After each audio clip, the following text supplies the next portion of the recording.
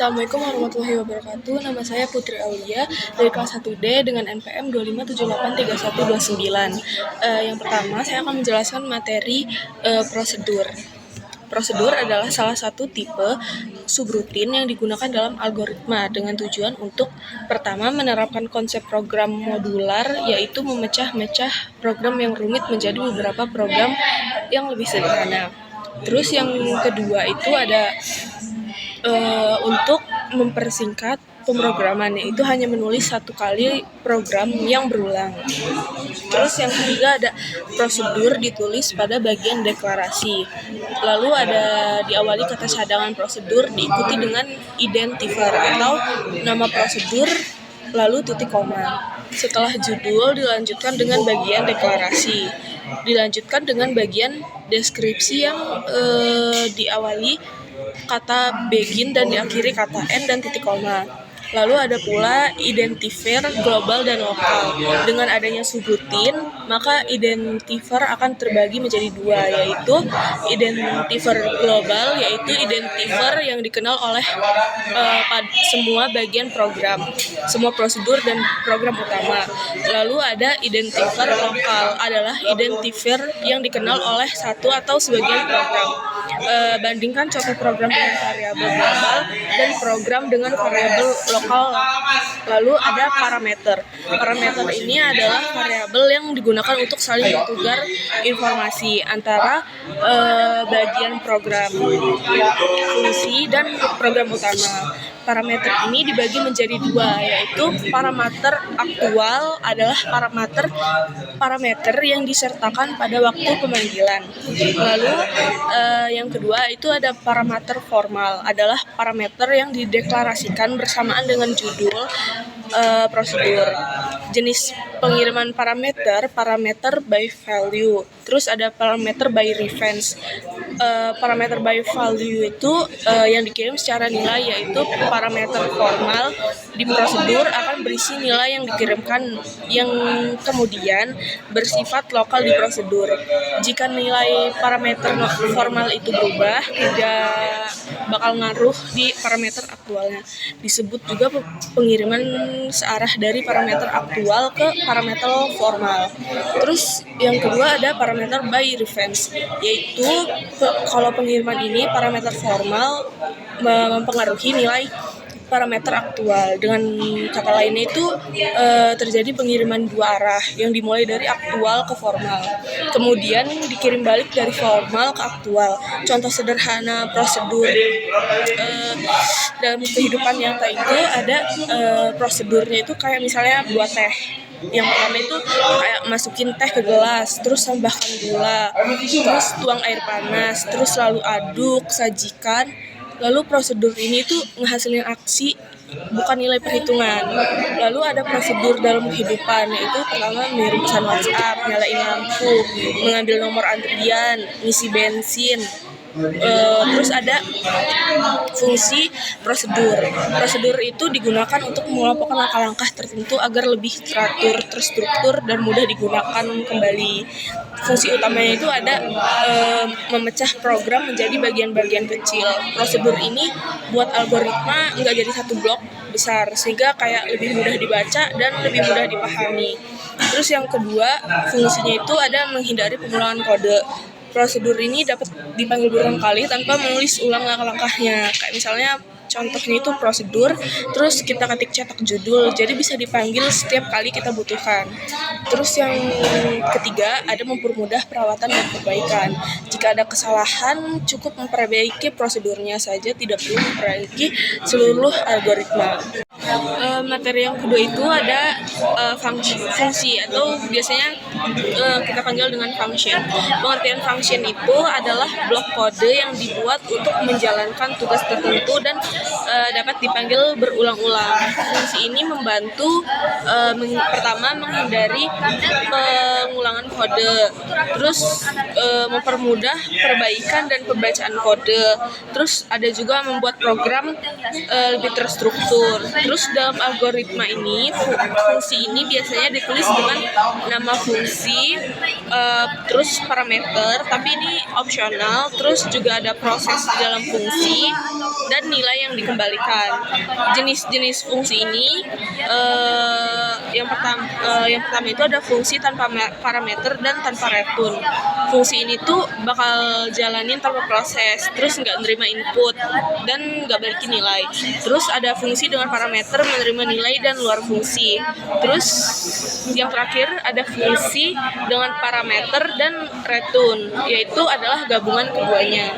Terus ada juga contoh fungsi dalam kehidupan sehari-hari, yaitu fungsi ini bisa dianalogi kayak misal mesin cuci, terus menerima pakaian, mencuci, terus hasil pakaian bersih. Terus ada keuntungan untuk menggunakan fungsi ini. Yang pertama itu ada kode pastinya lebih rapi, terus mudah diperbaiki, terus bisa menggunakan ulang, terus memudahkan kerja tim, dan yang terakhir itu mengurangi error penerapan fungsi dalam program besar. Fungsi ini juga penting banget digunakan pada sistem login, perhitungan matematika, pemrosesan data, program berbasis modul, terus aplikasi web dan mobile, terus yang terakhir itu studi kasus penerapan function, yaitu aplikasi kasir, kayak misalnya fungsi hitung total dan fungsi hitung diskon. Terus yang kedua ada sistem login, itunya fungsi validasi username dan fungsi validasi password. Terus yang ketiga ada pengolahan data, yaitu fungsi sortir, fungsi filter data, dan ada pula kekurangan dari function, yaitu terlalu banyak fungsi buat program itu kayak tampak pecah gitu. Terus yang kedua ada salah penggunaan scope, bisa menyebabkan error. Yang terakhir parameter yang nggak valid itu. Terus ada kesimpulan materinya. Fungsi itu penting dalam algoritma pemrograman yang membuatnya itu lebih modular, lebih rapih, lebih efisien, lebih mudah dikembangkan, dan fungsi adalah hampir semua bahasa pemrograman. Lalu yang ketiga itu ada materi tentang algoritma rekursif, yaitu algoritma rekursif itu adalah jenis algoritma yang cukup menarik karena memungkinkan sesuatu fungsi atau prosedur untuk memanggil dirinya sendiri dengan input yang semakin menyempit.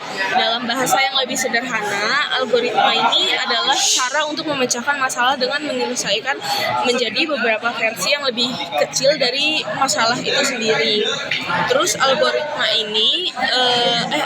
rekursif ini dapat digunakan dalam berbagai jenis masalah seperti pengurutan pencarian, pemecahan masalah kombinatorial, terus dan lain-lainnya. Namun kayak penting untuk memperhatikan bahwa penggunaan rekursif ini harus hati-hati dan memperhatikan efisiensi dan penggunaan memori.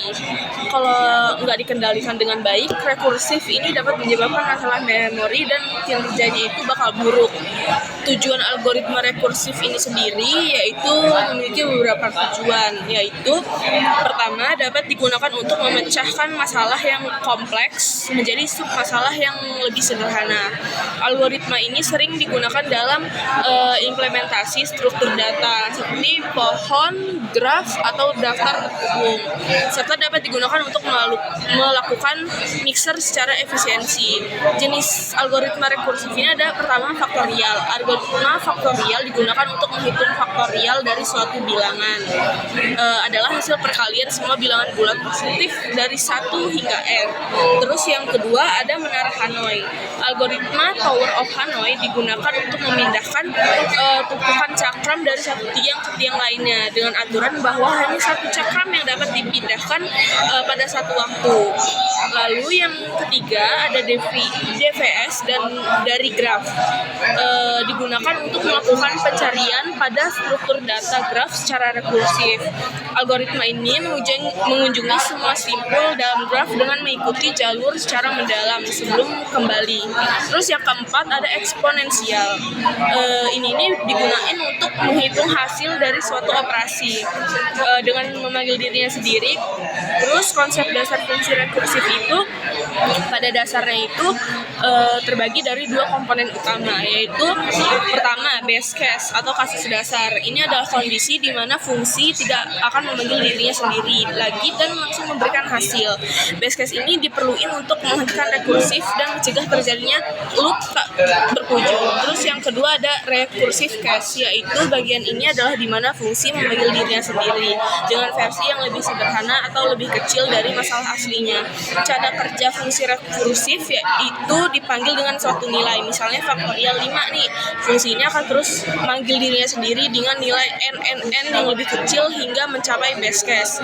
Setelah mencapai base case, nilai ini bakal dikembaliin dan setiap panggilan fungsi sebelumnya bakal dihitung lagi hingga kembali ke panggilan fungsi awal. Terus ada juga keunggulan dan kekurangan fungsi rekursif. Yang pertama dulu keunggulan. Fungsi rekursif sering lebih mudah ditulis dan dibaca untuk masalah tertentu. Terus strukturnya jelas, cocok buat masalah yang secara alami dapat dibagi menjadi sub masalah yang lebih kecil. Terus kekurangannya ada efisiensi, yaitu rekursif dapat makan lebih banyak memori dan waktu karena setiap pemanggilan fungsi membutuhkan stack frame tambahan. Terus ada potensi overhead, terlalu dalam rekursi bisa menyebabkan stack overload. Contoh rekursif dalam kehidupan sehari-hari itu ada pertama, cermin saling berhadapan. Kalau dua cermin diletakin bareng-bareng menghadap, bayangan diri kita itu bakal terlihat berulang-ulang seolah kayak nggak berakhir. Ini mirip fungsi yang memanggil dirinya berkali-kali sampai kondisi tertentu terhenti. Yang kedua ada menghitung anak tangga. Untuk naik ke lantai atas, kamu naik satu tangga, lalu sisanya sama seperti masalah awal, kayak mengurutkan folder dalam komputer. Folder ini kayak berisi banyak file dan bisa berisi folder lain, lalu folder itu berisi folder lagi. Dengan menggunakan algoritma ini, kita dapat mengatasi berbagai macam masalah dengan cara yang lebih efisien dan terstruktur. Rekursif adalah alat yang kuat untuk menyelesaikan masalah yang melibatkan pemecahan masalah menjadi bagian-bagian yang lebih kecil dan sering digunakan dalam berbagai bidang seperti pemrograman komputer, matematika, dan ilmu komputer. Terus ada materi keempat yaitu sequential search, yaitu pengertiannya ini pencarian berurutan. Ini adalah teknik pencarian data yang dilakukan dengan cara membandingkan setiap elemen data satu persatu, mulai dari elemen pertama hingga elemen yang dicari ditemukan, sehingga proses ini terus berlanjut hingga data ditemukan atau seluruh elemen telah diperiksa. Terus algoritma ini termasuk salah satu algoritma pencarian yang paling sederhana dan sering digunakan dalam situasi di mana data tidak memiliki struktur tertentu. Fungsi pencarian berurutan ini digunakan untuk mencari data dengan melakukan proses membandingkan setiap elemen larik secara beruntun satu persatu. Terus mulai dari elemen pertama sampai elemen yang dicari ditemukan atau seluruh elemen sudah diperiksa. Terus dapat digunakan untuk pengolahan data seperti fungsi pencarian data barang pada master data barang. Terus dalam konteks penguji kecepatan pencarian, algoritma sequential search ini bisa digunakan untuk fungsi microtime untuk memulai kecepatan pencarian data. Cara kerjanya ini bekerja dengan melakukan perhitungan satu persatu secara beruntun dalam kumpulan data dengan data yang dicari sampai data tersebut ditemukan atau tidak ditemukan. Proses pencarian ini cuman ngelakuin pencampuran data dari satu sampai dengan jumlah data. Setiap putaran dilakukan perbandingan data ke satu dengan data yang sedang dicari. Jika data sama dengan yang dicari, berarti data telah berhasil ditemukan. Kalau sebaliknya juga, jika sampai akhir penggabungan tidak ada data yang sama dengan yang dicari, berarti data ini nggak ditemuin. Kelebihan dan kekurangan algoritma sequential search ini, yang pertama ada kelebihan. Proses pencarian menggunakan sequential search cenderung lebih cepat dan efisien untuk jumlah data yang terbatas atau tidak terlalu banyak. Algoritma yang digunakan juga lebih sederhana atau tidak terlalu rumit. Terus untuk data yang jumlahnya terbatas, pencarian relatif lebih cepat. Jika data yang dicari berada di awal atau dekat awal, proses pencarian dapat lebih efisiensi. Kekurangannya itu ada kurang efisiensi dan kurang cepat untuk mencari suatu data dalam jumlah yang besar. Terus kurang efisien jika data yang dicari berada di posisi akhir banget. Terus nggak baik untuk pencarian data dalam jumlah yang besar karena algoritma pemrogramannya lebih rumit dibandingkan dengan binary search. Jika data yang dicari berada di posisi akhir, pencarian secara sequential itu bakal dari awal sampai akhir menjadi kelemahan. Terus ada penerapan di kehidupan sehari-hari, yaitu mencari barang di dalam tas. Ketika kita membuka tas dan ngecek satu persatu isi tas, bisa sampai menemukan barang yang dicari. Terus yang kedua ada mencari nama pada daftar hadir. Jika membaca daftar hadir dari atas ke bawah untuk nyari nama yang kita cari. Terus yang ketiga ada mencari nomor rumah di gang kecil. Itu tuh bakal berjalan dari ujung gang dan ngelihat setiap nomor rumah secara berurutan sampai nemuin alamat yang dituju. Terus yang ini ada mencari kontak HP tanpa fitur ketik namanya. Kalau di scroll terus dari huruf A sampai huruf Z, ini bisa mencari yang ingin dicari. Terus yang ada ngecek soal jawaban. Terus ini bakal membaca kayak nomor 1, 2, 3 dan seterusnya. Terus intinya dari sequential search ini adalah ngecek data satu persatu, nggak perlu terurut. Terus bakal berhenti ketika item ditemukan atau jika semua sudah diperiksa. Terus yang terakhir itu ada binary search. Binary search ini adalah algoritma pencarian yang bekerja pada data yang telah terurut. Algoritma ini menggunakan prinsip divide and conquer, yaitu membagi masalah besar menjadi masalah yang lebih kecil hingga ditemukan solusi saat melakukan pencarian. Algoritma ini memeriksa elemen tengah dari daftar lalu menentukan apakah target ini lebih kecil, lebih besar, atau sama dengan elemen tersebut. Keuntungan utamanya adalah kecepatan dan efisiensi dibandingkan pencarian linier yang memeriksa elemen satu persatu. Algoritma ini mampu membedakan ruang pencarian secara eksponensial. Namun, agar binary search berfungsi, data yang akan dicari terus dalam keadaan terurut. Fungsi algoritma pencarian binary search ini memiliki fungsi utama untuk mempercepat pencarian data dalam daftar besar.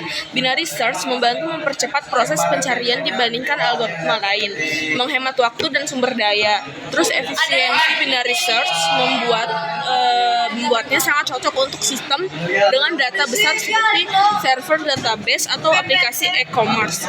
Dasar algoritma lain, banyak algoritma kompleks lainnya menggunakan ini sebagai fondasi seperti algoritma grafis atau pemrograman dinamis. Terus kenapa penting sih belajar binary search? Algoritma binary search ini bukan cuma teori, tapi algoritma ini digunakan di berbagai bidang seperti aplikasi pencarian online, database, dan big data. Terus ada pemrograman kompetitif.